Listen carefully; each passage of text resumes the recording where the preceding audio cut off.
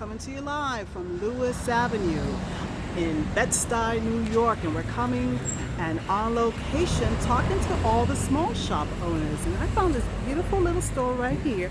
I'm about to go in and see what they're all about. Let's see. Oh, so nice.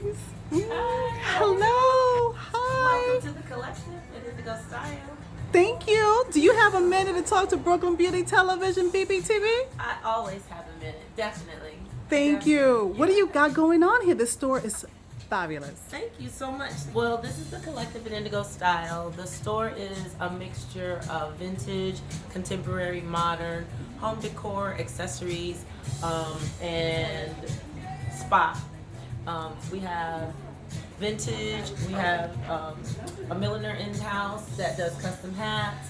Like, it's just basically a little bit of everything. And all of the makers, artists, and artisans are all people of color, which is Fabulous. I love it. How long have you been here? we opened in June. Before that, I had a store. I was inside a store on Tompkins, and Ashaka Givens, who's also in the store, was inside Radical Women, which was also in Tompkins. So then when I opened the shop, I said, come on over with me, and so she did. So now this is my store, and it's a collective. We have some permanent vendors, and then we also just have people that I bring in and source. Oh, it's beautiful. And let me ask you, as retail is changing here in New York and around the world, especially here in Brooklyn, what word of advice do you have for small brick and mortars and small shops?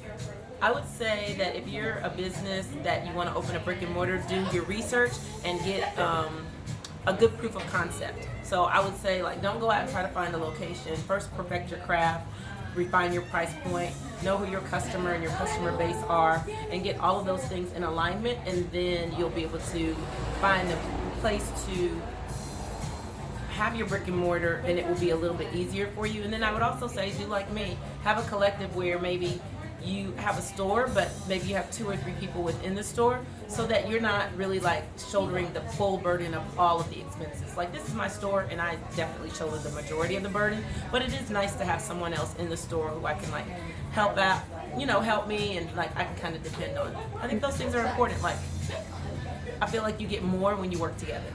New way of entrepreneurship Way in of Brooklyn, New entrepreneurship. York. Yeah. Now, I like to ask, what do you love about Brooklyn? Oh my gosh, what's not to love about Brooklyn? Brooklyn is the absolute best borough. It's why I sell so many Brooklyn t-shirts. So many Brooklyn t-shirts. So many people come from all over the world, and instead of them going to Manhattan, they come to Brooklyn, especially Bedstuy. Bedstuy is the #1 tourist spot, I think, in all of America. It's hip, it's fun, it's eclectic, it's full of artists, it's unique, it has its own flavor, it has its own movement and flow, and it's just dope.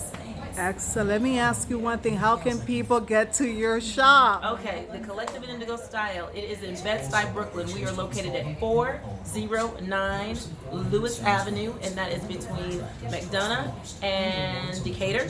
And you can come on down. It's the Utica stop on the A train. It's 2 blocks. It's really quick, really simple. 409 Lewis Avenue in Bedstuy, Brooklyn.